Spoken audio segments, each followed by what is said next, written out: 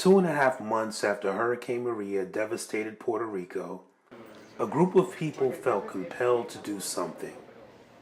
No, they weren't marching or thrusting picket signs in the air.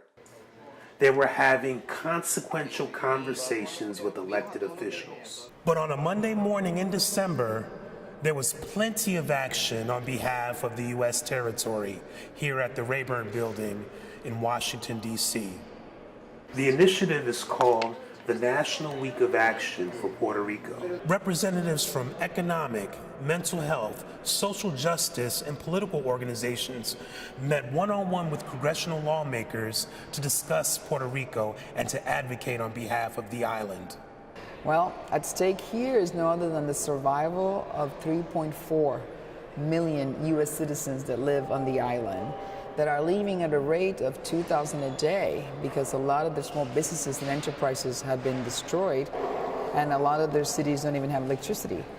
So I challenge any other U.S. citizen to tell me any other city in the United States that could function without the basic services of light, electricity, and water for even a week, let alone 3 weeks, sustained. Fuentes, founder and CEO of Boricua Activated, helped spearhead the National Week of Action. The goal is to get Puerto Rico sufficient relief funding, expanded Medicaid and Medicare coverage for eligible residents, and it also calls for the waiving of the Jones Act for 5 years, which would protect the island from paying onerous shipping costs. The National Week of Action is also about the proposed Senate tax bill, which could have dire consequences for Puerto Rico. 225,000 to 250,000 people will lose their jobs when that becomes law. The other factor for the activists are the personal connections they have to the island. My family's there. My family's business is in Puerto Rico, which has at this point been all but destroyed. My mother was living there. My 86-year-old mother was living there. She was displaced by the hurricane, lost everything. Marquez, a licensed counselor in Virginia, has met with a number of displaced people, folks who are paying an enormous economic and psychological toll from Hurricane Maria. I am seeing people being displaced to the Virginia area every day.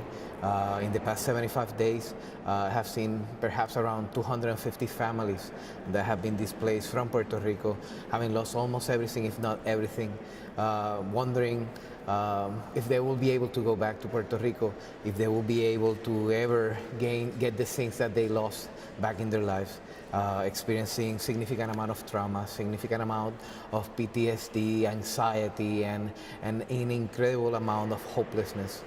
They walked the halls of the Rayburn Building and met with lawmakers from both sides of the aisle. They rallied supporters across the country who met with politicians in their local districts.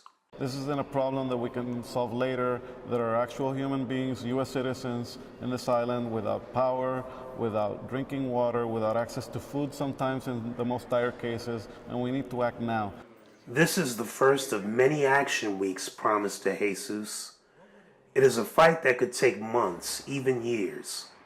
According to organizers, the end goal is not only worth it, it is as plain as day.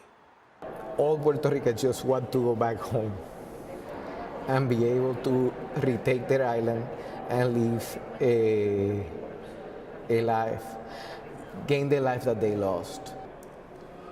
From Medill News Service in Washington, D.C., my name is Takuma Roback.